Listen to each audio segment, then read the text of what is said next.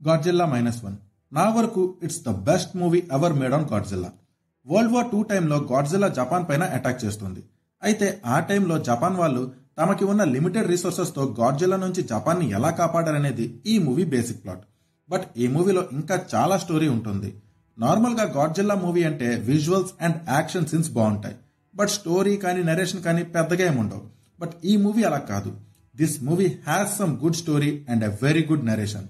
మనం ఈ మూవీతో ఎంగేజ్ అయ్యి ఎమోషనల్లీ కనెక్ట్ అయ్యేలా ఈ మూవీ నరేషన్ ఉంటుంది. Actually it's not a monster story, it's kind of love story and revenge story. Recent గా మనం చాలా గాడ్జిల్లా మూవీస్ చూసాం.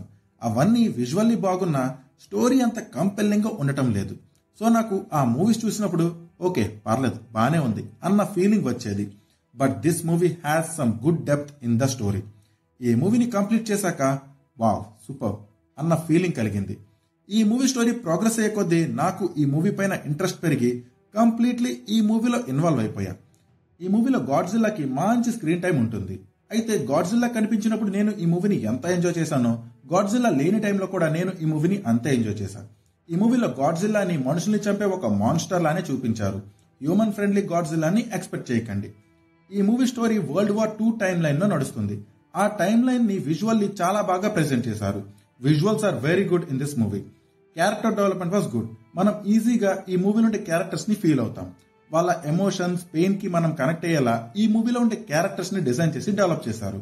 Music was also good in this movie. Actors performances కూడా చాలా బాగుంటాయి.